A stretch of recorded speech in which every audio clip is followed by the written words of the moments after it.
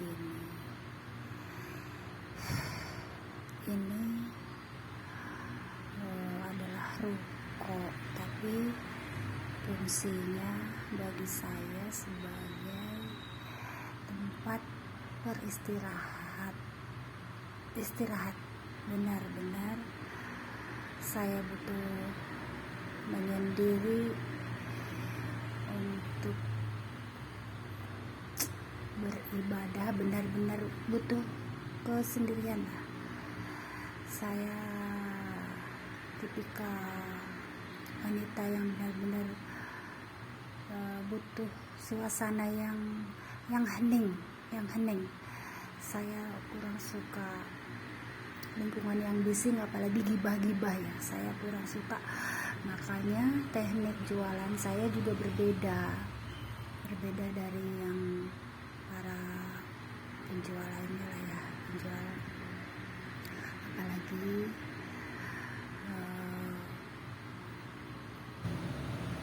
suasana yang hening itu banyak sekali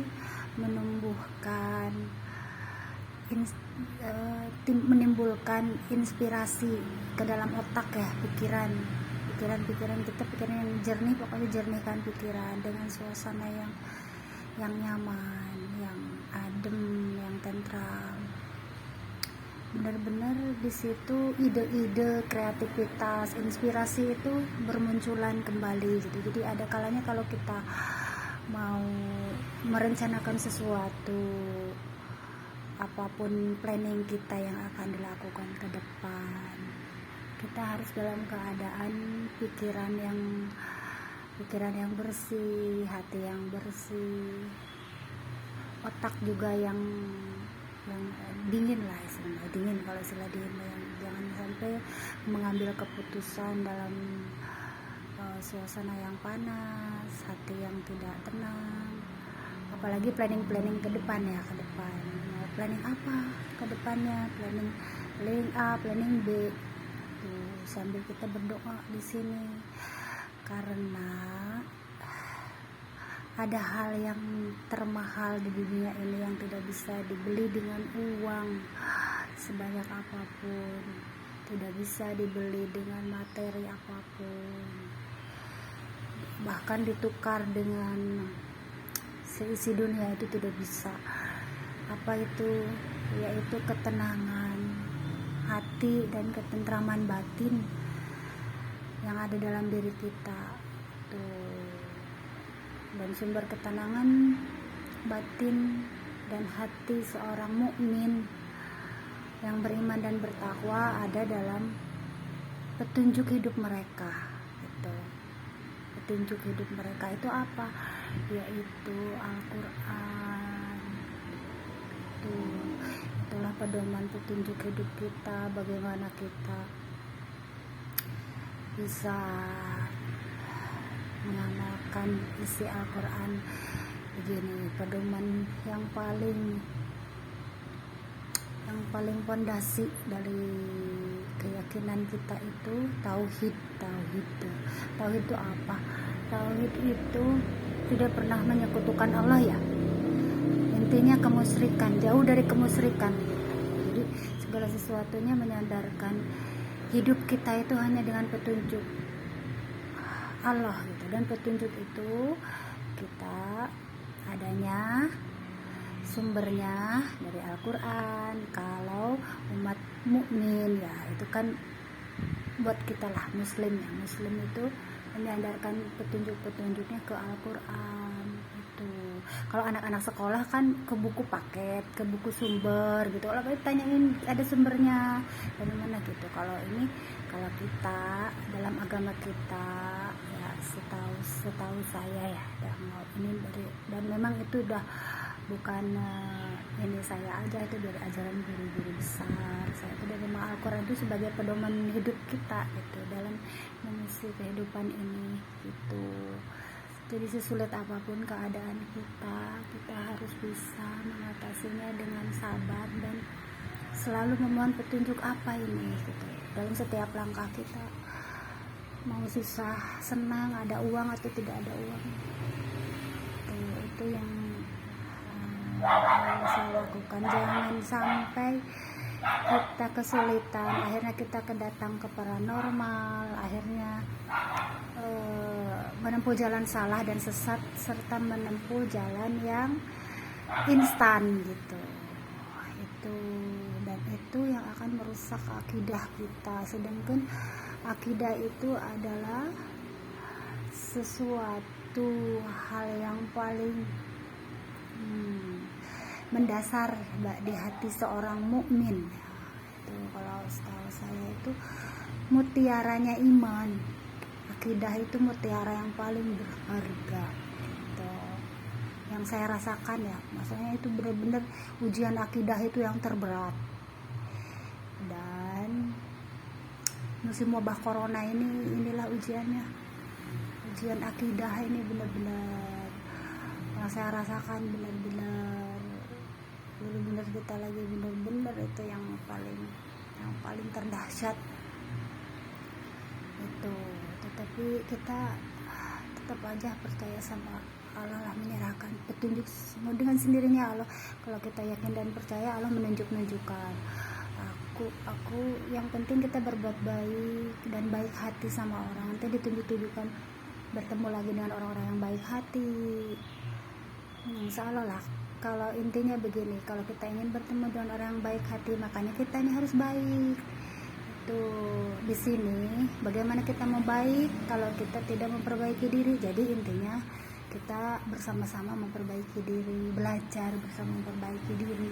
Itu yang saya alami dan saya rasakan. Selama kita tidak memperbaiki diri, maka tidak akan dipertemukan dengan orang-orang yang baik hati juga. Karena gini, bagaimana kita mau bertemu dengan orang baik kalau kitanya tidak baik gitu ya. Intinya di situ. Ya, saya hanya berbagi cerita berdasarkan pengalaman yang sudah dialami gitu. Aku ingin bertemu dengan orang baik ya Allah, tapi kitanya sendiri nggak baik gitu. Nggak baiknya kenapa? Nggak berusaha memperbaiki diri gitu. Di situ, di sini saya berbagi cerita lah untuk mengisi kesendirian. Karena alhamdulillah kemarin ada yang mau menemani, alhamdulillah Allah selalu memberi jalan. Ada orang yang selalu mau bantuin, jagain di sini. Tapi karena saya harus benar-benar memikirkan bagaimana gaji mereka, tidak sembarangan menggaji orang. Terus bagaimana kita punya pegawai, kita itu jangan semena-mena gajinya segini gitu, maksudnya seenaknya. Kita harus benar-benar menjamin mereka gitu. Alhamdulillah jalan-jalan para pegawai yang pada pengen minta jaga di sini, alhamdulillah. Cuman kan saya masih sebatas ibu rumah tangga, belum benar berkecimpung di bidang bisnis, benar-benar bisnis woman gitu, benar-benar belum bisa gitu.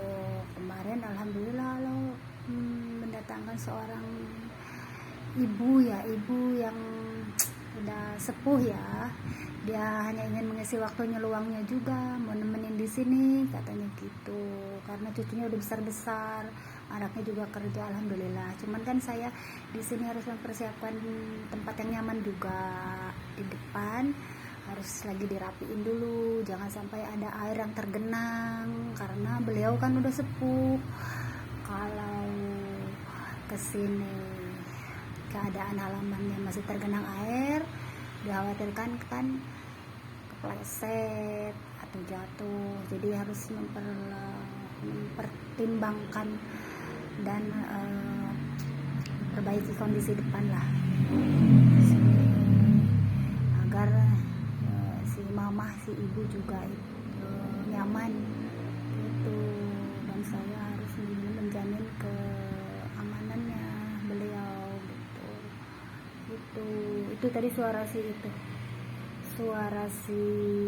guguk yang punya si ibu tetangga sebelah. Karena di sini ya saya bersyukur alhamdulillah mempunyai Allah menyiapkan tempat di mana yang punya tempatnya itu non muslim. Beliau ini yang punya ini tuh kebetulan agamanya Kristen ya, Kristen. Terus sebelah yang punya anjing itu, si Guguk itu juga non muslim, Kristen juga. Jadi dihapit sama dua non muslim. Alhamdulillah sih silaturahminya baik banget, Masya Allah baik-baik mereka itu. Akhirnya saya juga punya itu apa ya namanya, punya hewan kesayangan baru itu, namanya tuh si Guguk tuh, namanya saya namain si robot. Dulu saya ingat waktu kecil ayah saya dikasih anjing, tapi tujuannya buat menjaga rumah. Nah, di atas kandangnya, saya mainan di atas kandangnya, rasanya kayak apa ya, jadi udah kayak dia menjaga saya juga menjaga dia gitu, jadi sama-sama saling menjaga. Itu intinya, bagaimana kitanya kalau kita baik ya, dia juga baik. Cuman kehati-hatian memang kalau belum kenal banget kayaknya selewat itu, apalagi kan gimana melihat hati mereka itu. Sebuah apapun binatang itu gimana kitanya gitu. Hari ini dikasih minum, dikasih makan, karena kebetulan ada ikannya, dia mau. Alhamdulillah, dan saya juga minta izin sama yang punyanya agar kalau ada makanan minuman saya kasih. Alhamdulillah, Masya Allah, segalak apapun itu. Sekarang apa ya namanya, nama anjing itu kan namanya takut menggigit, takut gimana lah.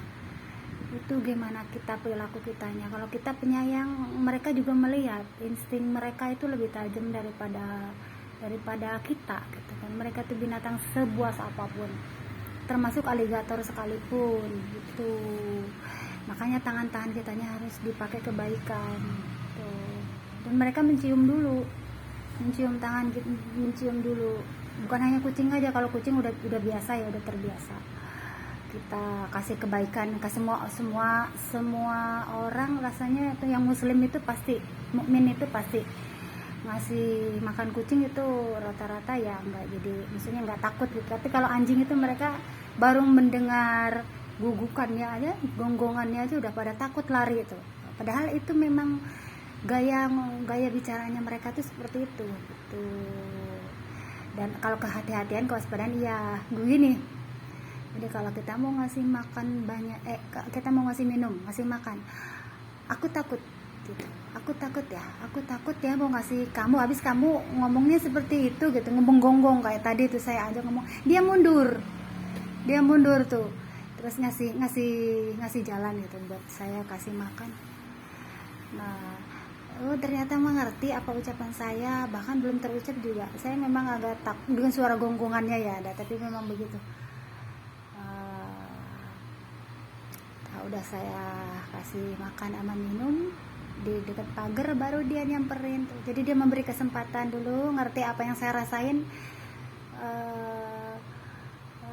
baru dia maju lagi gitu. Nah, kalau anjing aja bisa peka terhadap apa yang dirasakan kita, apalagi kita ya sebagai manusia ya. Sebenarnya disitulah makanya mungkin Allah itu ke kita itu teguran banyaknya, karena kurang peka terhadap apa yang dirasakan orang lain ya. Kita itu kalau membantu, menolong itu jangan pilih-pilih gitu. Mau yang muslim, yang mukmin, kita tolong bantu dengan semampu kita, dengan dasar kasih sayang tuh. Kalau yang saya itu pengamalan lebih cenderung ke jalanan, terjun ke jalanan. Kalau saya melihat anak-anak jalanan, melihat pengamen, melihat pengemis, melihat melihat yang kekurangan, baik itu orang yang kekurangan yang memerlukan bantuan, baik itu yang muslim, baik itu yang mukmin, baik itu yang non muslim, yang agama Islam, yang agama Kristen, yang agama Buddha, yang agama Hindu. Karena teman-teman saya juga ada yang agama Buddha, ada kalau Hindu Buddha, kalau di kompleks ini adanya Buddha, terus Kristen, Buddha Kristen gitu ya kan.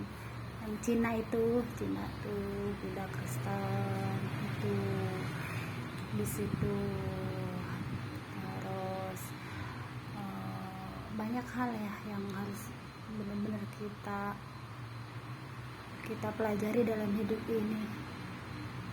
Kalau dasar kasih sayang tuh enak, insya Allah. Jadi jadinya saling menghargai, saling menghormati gitu, dan berusaha kita untuk saling pengertian lah gitu.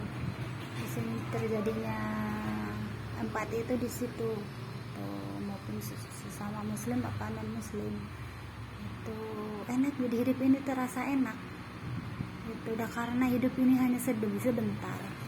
Hidup ini sebentar, kita nikmati sebentar. Sekarang aja udah wabah corona, nggak tahu ke depannya apa bencana apa, musibah apa gitu. Jadi kalau kita tidak dinikmati mau kapan lagi gitu ya. Itu ya. Oh iya, zaman dulu saya selalu mendengarkan ceramah waktu kecil. Ceramah Kiai Haji Zainuddin MZ. Kalau zaman dahulu anak-anak dahulu disuruh sama nenek itu ya duduk di depan radio dengarkan ceramah Kiai Haji Zainuddin MZ, pada nurut duduk aja di depan radio kecil yang zaman dulu. Tapi kalau anak-anak sekarang mah waduh susah. Yang sekarang ini yang didengarnya hanya musik apa itu mak? Musik rock, musik pop, musik dangdut, musik, pokoknya mereka itu pemilihannya dengan musik.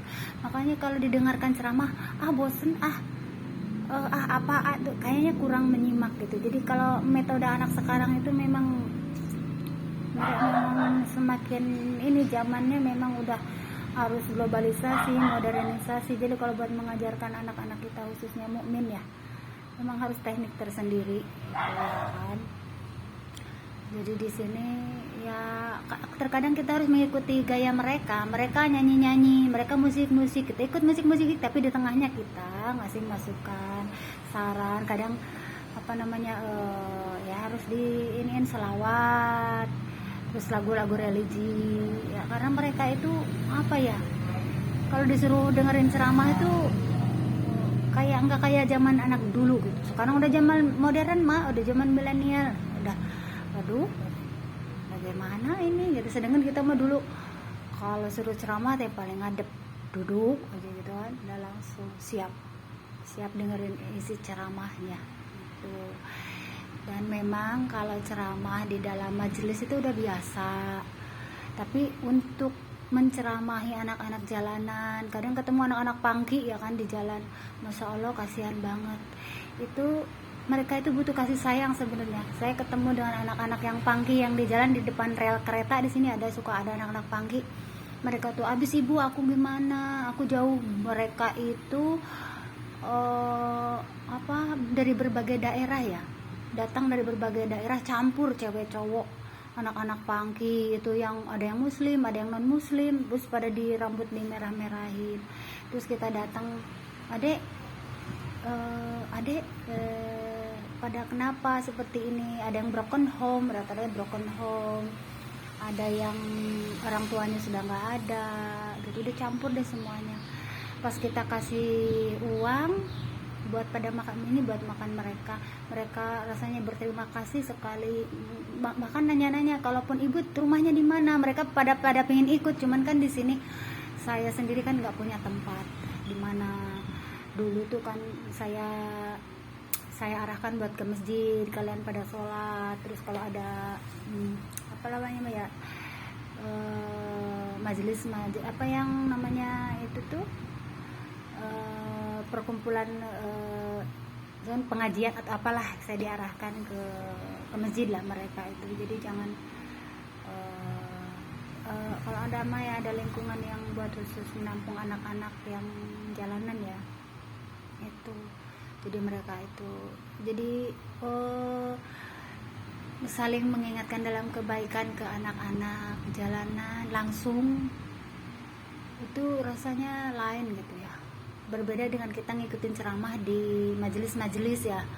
Jadi kita lebih terjun langsung ke situ, ke anak jalanan, ke para pengemis, ke pokoknya langsung ke terjun ke jalanan lah, benar-benar pengamalannya di situ. Jadi bukan di majelis-majelis lagi, berhadapan langsung dengan mereka. Memang agak takut juga, kadang ada yang berandalan kayak gini, tapi bagaimana lagi, memang gaya bicara, gaya bahasanya mereka juga udah nggak sekolahan, bukan sekolahan.